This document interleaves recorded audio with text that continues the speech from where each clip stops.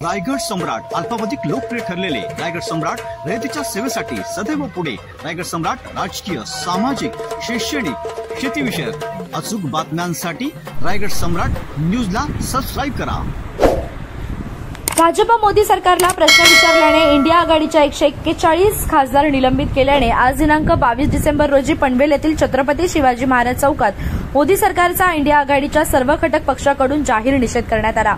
यावेळी आघाडीचे अध्यक्ष बबनदादा पाटील, माजी आमदार बाळराम पाटील, काँग्रेस रायगड जिल्हाध्यक्ष महेंद्र शेठ घरत, पनवेल जिल्हाध्यक्ष सुदाम पाटील, आम आदमी पक्षाच्या जिल्हाध्यक्ष वैशाली कोळे, जयम म्हात्रे, नारायण शेठ घरत, राष्ट्रवादीचे प्रदेश सरचिटणीस प्रशांत पाटील, भावनाताई घाणेकर, वैभव पाटील, नंदराज मुंगाजी आदींसह अनेक मान्यवर मंडळी उपस्थित होती। दिल्लीमध्ये अनेक मंत्र्यांचा अतिशय चांगला कारभार दिल्लीमध्ये चालू होता, पण तो त्यांना डिस्टर्ब करण्यासाठी कुठला तरी घोटाळा उभारून काढला। त्यांच्या मंत्र्यांना आतमध्ये टाकले, त्यांच्या मुख्यमंत्र्यांना धमकी दिली आहे। काँग्रेसच्या तर सगळ्याच लोकांची ईडीची चौकशी झालेली आहे। आता 3 राज्यामध्ये निवडणुका ज्या झाल्या, त्या निवडणुकामध्ये सुद्धा ईडीच्या सगळ्यांच्या रेट जे आहेत ते काँग्रेसवाल्यांवर आणि विरोधी पक्षावर, इंडिया आघाडीच्या नेत्यांवर चालल्या होत्या आणि ते भरमसाठ मात्र पैसे वाटत होते। म्हणून खाणं दूंगा तर खाऊंगा, सगळ्यात जास्त हजारो लाखो कोटी रुपये खाण्याचं काम त्यांनी केलं। या देशामध्ये सर्वात भ्रष्टाचारी आतापर्यंत कोण सत्तेवर असेल तर हे भारतीय जनता पार्टीचं सरकार आहे। सर्व आघाडीच्या कार्यकर्त्यांना जनता आम्ही निषेध केलेला आहे, पण नुसता निषेध करून होणार नाही। या झुंबडशाहीच्या विरुद्ध आज परत ही महाविकास आघाडी भक्कम आहे। मध्ये कुठेही इथे फूट पाडण्याचा प्रयत्न केला, पण पनवेल उरणमध्ये कुठेही महाविकास आघाडीमध्ये फूट पडलेली नाही। ही फूट न पडलेली आघाडी येणाऱ्या सर्व निवडणुकीत, आता बोलून तर काय ते सरकार पडणार नाही, प्रत्यक्षात काम करून आम्ही जशा 2 निवडणुका लढवल्या पनवेल उरणमध्ये, बँकेचे असेल, आम्ही त्यांचा दारुण पराभव केला।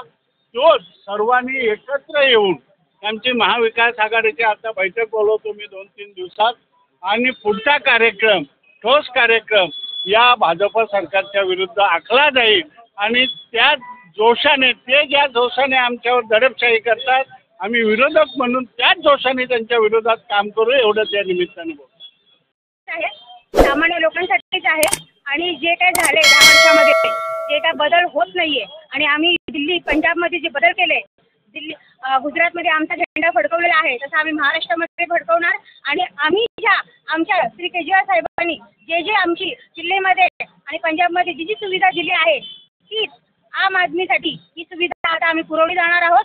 जर आमचं सरकार आल्यानंतर जे काय वीज, पाणी पुरवठा जो आमच्याकडे आहे तो आम्ही सरकार आम आदमी लोकांना देऊ शकतो, हे आमच्या पूर्णपणे गॅरंटी आहे। आणि दुसरी गोष्ट, आज जो आपलं भाषण झाला आहे निलंबित लोकांसाठी, खासदारांसाठी, हा खूप गरजेचा आहे। 2024 मध्ये सगळे एकत्र येणं, कारण ह्या एकत्र आले नाही तर परत त्यांची तानाशाही चालू राहणार, गुंडगिरी चालूच राहणार। जर आपल्याला बदल करायचाच आहे तर सगळ्यांनी एकच येणं तर खूप गरजेचं आहे, कारण इंडिया बनला आहे, पण इंडियाने आता सपोर्ट केला पाहिजे एकमेकांना।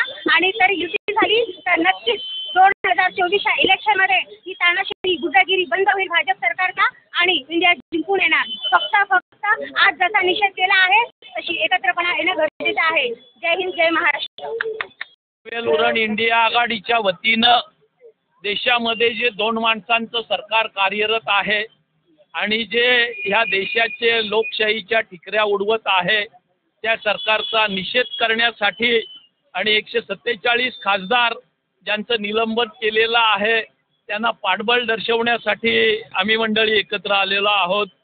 ज्या पद्धतीनं हे सारंच प्रकरण घडतोय, देशाच्या संसदेमध्ये 3 तरुण उतरतात, उड्या मारत फिरतात, आणि या प्रकरणावर लोकसभेतल्या, राज्यसभेतल्या सदस्यांनी चर्चा झाली पाहिजे म्हणून मागणी केल्यानंतर जो कुणी आग्रही मागणी करील त्या खासदाराचं निलंबन केलं जातंय। हे डॉक्टर बाबासाहेब आंबेडकरांच्या संविधानानं स्थापित झालेल्या या संसदेला किंवा या देशाच्या लोकशाहीला अतिशय मारक असं आहे आणि त्याचा निषेध करणं ही काळाची गरज आहे। जर एखाद्या संसदेमध्ये किंवा अशा पद्धतीच्या संवेदनशील वास्तूमध्ये तरुण मुलं घुसतात, आपल्या भावना व्यक्त करतात. ज्याची जबाबदारी त्या संसदेची सुरक्षेची होती त्या गृहमंत्र्यांनी खरं तर राजीनामा देऊन बाजूला झालं पाहिजे. पण ते करण्याऐवजी किंवा पंतप्रधानांनी त्यांची जबाबदारी फिक्स करून त्यांचा राजीनामा घेण्याऐवजी या ठिकाणी जे खासदार या प्रकरणावर चर्चा झाली पाहिजे, दोषींवर कारवाई झाली पाहिजे म्हणून मागणी करतायत, त्यांना देशाच्या संसदेच्या बाहेर निलंबित करून घालवण्याचं महत् पाप केलेलं आहे. आणि म्हणून या ठिकाणी जे तरुण गेले, निश्चितपणानं संसदेत उतरणं ही चूकच. पण त्यांच्या ज्या मागण्या होत्या, बेरोजगारी, शेतीचे प्रश्न, या विषयावर त्या ठिकाणी ती मंडळी हे टोकाचं पाऊल उचलत होती. त्या पावलाचं समर्थन होणार नाही. पण ज्याची जबाबदारी होती की संसदेची सुरक्षा राखणं, त्या गृहमंत्र्यांनी आपली जबाबदारी पार पाडण्यामध्ये ते अपयशी ठरले. त्यांनी त्याच्याकडे दुर्लक्ष करून कुठंतरी इतर राज्यामध्ये आमदार फोड आणि पक्षफोड करण्याच्या कामगिरीकडे जास्त लक्ष दिलं.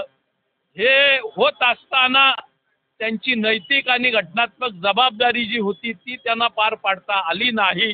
त्यांचा राजीनामा घ्यावा किंबहुना त्यांना निलंबित करावं अशा पद्धतीची आवश्यकता असताना जे अशी मागणी करतायत त्या खासदारांना निलंबित करून या देशामध्ये भविष्यात लोकशाही राहील की नाही असं प्रश्नचिन्ह या सरकारनं निर्माण केलेलं आहे.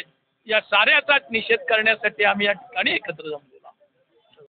सर्वप्रथम याचा निषेध करणं गरजेचं होतं, कारण जे लोकशाहीचं मंदिर आहे, संसद भवन आहे, त्या संसद भवनाची सुरक्षितता जर तिथं टिकवली जात नसेल आणि त्याच्यामध्ये जो कोणी आरोपी आहे त्याला जर शासन होत नसेल आणि त्याच्यामध्ये जे दोषी लोक आहेत त्यांच्याविषयी जर चौकशीची मागणी केली असता तर देशातील जवळपास 150च्या जवळपास खासदारांचं निलंबन होतंय. मुळामध्ये निलंबन अशासाठी का हे 150 लोकसभा क्षेत्रातून आलेले खासदार आहेत. जवळपास एकेका लोकसभेचा 20 ते 25 लाखाचा त्यांचा मतदारसंघ आहे. त्यांच्या एका खासदाराने जर ही माहिती लोकांना पाठवली सोशल मीडियाच्या माध्यमातून का या संसदेच्या मंदिरामध्ये लोकगण म्हणून जे 2 युवक येतात तर त्याच्या मागे कोण त्यांना पाठवणार होता, तर त्याला पाठवणारा हा भाजपचा खासदार होता. भाजपची नाचक्की टाळण्यासाठी मग त्यांनी काय केलं, इंडिया आघाडीतील सगळ्याच खासदारांना लोकसभा असेल राज्यसभा असेल त्यांना टार्गेट करून निलंबन केले. म्हणजे त्यांचं एकच मंत्र आहे, मैं ना खाऊंगा ना खाने दूंगा. आणि त्याच पद्धतीनं खोटं बोला आणि रेटून बोला, हे 2च मंत्र आहेत. कारण या पंतप्रधान महोदयांच्या बाबतीत आपण पाहिलं असेल, गेल्या 9.5 वर्षामध्ये मन की बात सोडून कुठेही पत्रकारांच्या परिषदेला ते सामोरं गेलेले नाही. हेच जर काँग्रेसने केलं असतं तर आपणच सर्वांनी त्यांची प्रतिमा मलिन केली असती. परंतु इंडिया आघाडीतील सगळ्या नेत्यांचा लोकशाहीच्या 4थ्या स्तंभावर विश्वास आहे. म्हणून आज देश पातळीवर ह्या आपल्या माध्यमातून या भाजपा सरकारचा इंडिया आघाडीच्या माध्यमातून सर्वच ठिकाणी निषेध होतो. भाजपाचं ठरवून केलेलं कटकारस्थान आहे. कारण त्यांना 2 महत्त्वाचे कानून, जे एक आहे CRPCची जे कानून जो संपूर्ण चेंज केलेला आहे आणि हा जो चेंज केलेला कानून आहे जो पूर्वीचा जो कानून होता त्याच्यापेक्षा 10 पट कडक आहे.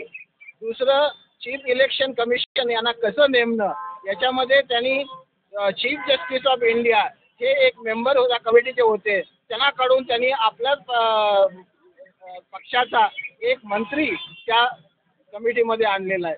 हे 2-3 महत्त्वाचे विधेयक पास करण्यासाठी हे केलेलं कटकारस्थान आहे असं मला वाटतं.